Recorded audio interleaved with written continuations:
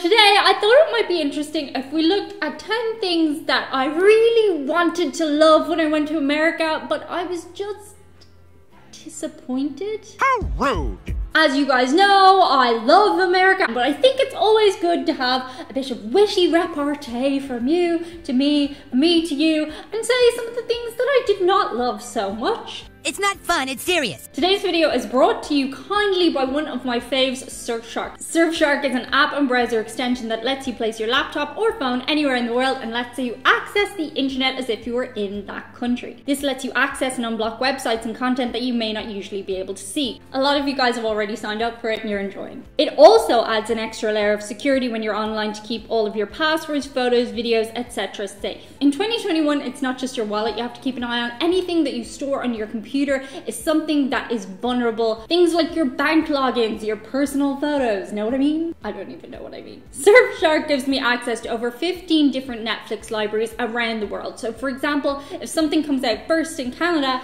I can watch it wherever I am. All I have to do is change my location on Surfshark. Surfshark have been so kind to give you a code Diane to get you 83% off plus 3 extra months free. So thank you Surfshark for supporting me, this channel, and you guys too, hopefully. Okay, the first thing that I really thought I would like in America that I didn't, it just disappointed me, was 7-Eleven. 7-Eleven is a pop culture reference. It comes up in movies all the time. People are like, I'm just popping to 7-Eleven, or I was down in 7-Eleven. And I thought, wow, cool, this must be like an amazing newsagent type shop. It must be really cool. Newsagent is what we call a convenience store in Ireland. Now in Ireland, we have some very, very cool chains of newsagents. Centra, Longdis, Mace, all very good, nice, clean, shiny places, and they're basically mini supermarkets and you can get all sorts of things there. And I thought, you being America, your convenience store would be amazing, but I was disappointed. I tried a few different 7-Elevens and they always just didn't have everything that I wanted. And I'll give this to you, you did have very good hot food on demand. Hot dogs, not so hot dogs. But in our newsagents, they have delis and lots of fresh food that you can buy as opposed to fast food, which you guys just didn't have. Also, they just seemed a little bit dingy, some of them, and that surprised me. I'm so sorry, please don't be personally offended. I just thought 7-Eleven was gonna be amazing, like Walmart and Target were amazing, and then 7-Eleven just kind of left the side down a little teeny weeny bit. The next thing that disappointed me in America, and I can't say I was psyched to use this going to America, but it definitely was something that I thought would be superior in America. It was toilet paper. Okay, granted, if I go to your personal home, you might have the loveliest plush toilet paper, but your public toilets have the worst toilet paper. I've never seen such bad toilet paper in Ireland or Spain or anywhere in Europe. Granted, I'm gonna say these were public places like mall bathrooms or coffee shop bathrooms, but they were literally like one single layer of toilet paper that you could pop your finger through, and also it felt like sheets of paper, like paper. And you know, let's say for example you want to blow your nose or something, you don't want your finger going through the toilet paper when you're blowing your nose, you know? Too much information. Let's move on. Toilets themselves were also disappointing. Toilets are actually kind of a place that is a feature in Ireland. And I thought, being America, that you would also have toilets as a feature, like places you could take a photo in the bathrooms because they're so cool with nice wallpaper and nice features. And like some places that you go in Ireland, the toilets have like cool faucets and things, but not so in America. They're very standard. And yes, the massive gap in the door does exist. Not everywhere, but it does exist. The next thing that disappointed me in America that I really thought was going to be a really good thing for me was the $1 note. I thought in theory this would be awesome because like we only have coins here. We have coins instead of notes. And I've heard Americans complain about the fact that when you guys get the coins here, you find yourself really easily using them for tips and stuff, and then you over tip and blah. So I thought, oh, $1 note, that's really handy. It'll feel like substantial money, but it actually just made the bigger bills feel smaller. I've talked before, and so has every European YouTuber on the planet, about how to us, your bills all look the same because they're the same color. But when it came to the $1 note, this was a big problem because I really didn't know if I had substantial money in my wallet at any given time or just $1 notes. The $1 note was very handy when it came to tipping, but it just, no, it mostly disappointed me. It took up a lot more space than a coin, and it just became annoying, and I was all excited because you see them doing the $1 bills in the girls' pants. I don't know where I planned on being. A strip club? I don't know. That did not happen. But I don't know, I was psyched to use the $1 bill and then it just became an annoyance. The next thing on this one is going to be controversial, and I apologize in advance because, to be honest, I'm not really being fair on this one because I didn't actually go. It's the Empire State Building. I've been to New York twice now, and both times I intended to go up the Empire State Building, and both times I backed out because the queue was just too long and going to see it proved really expensive. I didn't want to devote a huge part of my day to just going up this really tall building, and I also didn't want to devote a lot of my money to going up this really tall building, especially when there are other really tall buildings in the area that I went up and I saw the views. They were lovely. And it is an unfair one to put on this list because I didn't go see it for myself, but that's twice now I've been disappointed enough to not go see it. So it's my list. I can put on it what I like. What even was that? The next thing is, I'm aware, illogical, and I'm complaining about it, but I also enjoyed it, but I'm also complaining about it.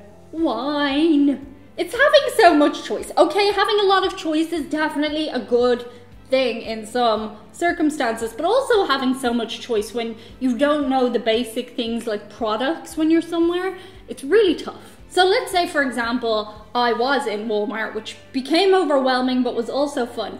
And say I was in there looking for cookies, which was a thing. I was looking for cookies.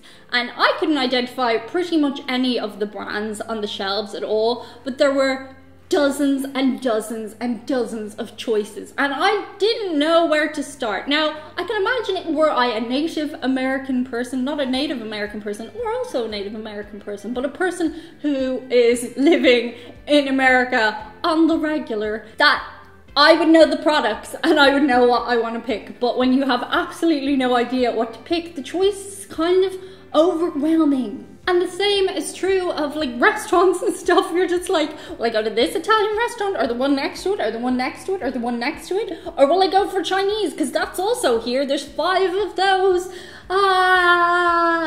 And again, if I lived in America and I knew stuff, I'd know what restaurants I like and stuff. But as a tourist, it's overwhelming. There's just too much choice. No, I did appreciate the choice. Also, oh my god, how cute is he? The next thing, I suppose, that I found frustrating more than anything is, I've talked before about how big America is and how that always surprises me and takes me off guard every time I go. But everything's so far away. Like, I've been to Texas, I've been to California, I've been to New York, I've been to Pennsylvania, I've been to Florida. But I haven't been to all of it. And it's a good thing that I get to go back and experience other parts of it. But I can't say I've experienced all of California. And in my head, I could go, oh, we'll see the whole of California on this trip. But we didn't. When I went to Florida, I really only got to see one part of Florida. And I really would have liked to have been like, I've seen Florida, but I've only seen a little bit of it. And sure, if you stayed longer, then you could see all of those things, but I have a small fur baby to come back to, you know? 1 week is my max. So I guess that one's kind of a good thing, but also kind of a bad thing. I just can't see everything I want to see when I go there. It's too big. The next thing that straight up was disappointing, and I headlined this at the start, it's Twinkies. Twinkies were so disappointing to me. Twinkies are a very popular pop culture reference. They are referenced in every movie ever, and the first time I went to America, I was just dying to try Twinkies, and oh my god, they're just blah. Now, I have developed an affinity for Twinkies in such that every now and again, I crave a Twinkie and I want a Twinkie. But let's be honest here, on a basic level, they are not the best sponge cream-filled cake, are they? They're not. Like, when I say to you, you'll get a sponge cake filled with cream, do you picture a Twinkie Well, you probably do if you're American, but I didn't. I thought they would be more like, Okay, I can't really expand upon that point. I'm just gonna leave it there. The next thing I was disappointed in America was, I was kind of disappointed in myself, I suppose. It was speaking Spanish. So I spend some time in Spain and I can speak a little bit of Spanish, un poco español, but I do not speak the same Spanish that you speak in America. It's a completely different Spanish. Like, people could not understand me in America when I tried to speak Spanish, and that was disappointing to me. I'm sure if I was more familiar with stuff and the pronunciation there, people would understand my Spanish a bit better, but I just was disappointed I couldn't communicate with more people, and that was really a disappointment. Disappointment.